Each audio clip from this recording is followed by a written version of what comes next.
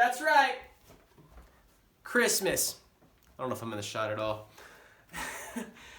We are taking a pause from the practices of remembering the gospel and the practices of prayer to just turn our attention to the different perspectives that we have recorded of the birth of Jesus.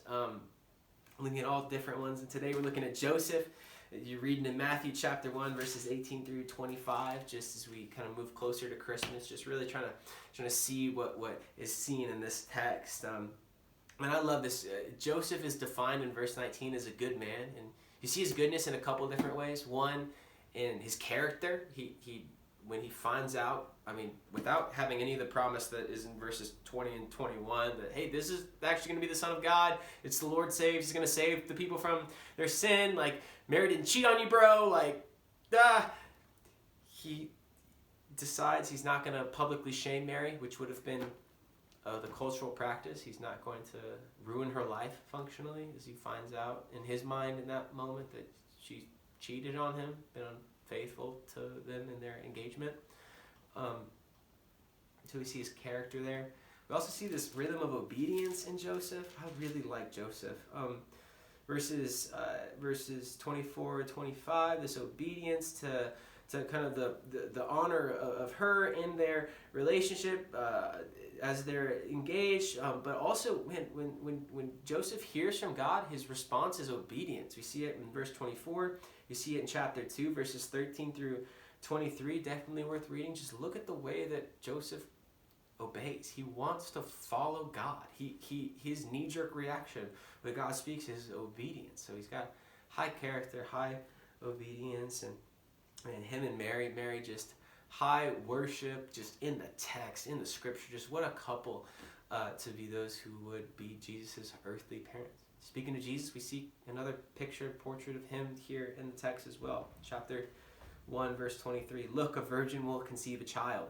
She'll give birth to a son, and they'll call him Emmanuel, which means God with us. That's kicking back to Isaiah chapter 7.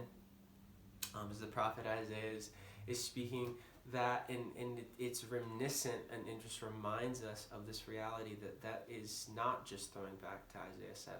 It's actually reminding us of the entirety of the story of God. You see, in Genesis chapter 1 and 2, we see Adam and Eve with God in the garden. In Revelation chapter 21 and 22, we see all of the nations with God in the new heaven and in the new earth. You could argue that the storyline of this Bible is God making a way for us to be with him. That's what we're seeing, and it culminates in the Christ event where he makes a way for us to have a new relationship with him, for us really to be his people, for him really to be our God, and for us to be rescued and saved from our sin. Remember, Jesus means the Lord saved. Why? Verse 21, for he will save his people from their sins. He saves us from something into something. He saves us from our sin into relationship. And it's such a beautiful reality, even to consider that the last words of Jesus in the gospel according to Matthew in chapter 28 are these, that I am with you always, even to the end of the age. I am with you always, even in the midst of COVID. I am with you always, even in the midst of national unrest. I am with you always, even in the midst of injustice. I am with you always, even in the midst of winter break at home, between fall and spring semester. I am with you always when you feel alone. I am with you always in 2020. I am with you always, period. Just take some time to just rest in that today. Consider what it means that right now, he's with you, and he's always with you. What would it look like for you to have your attention always focus on that reality that God is with you, Jesus is with you?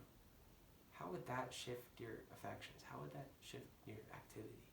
To have your attention always on this reality, that Emmanuel has come, and God is with us.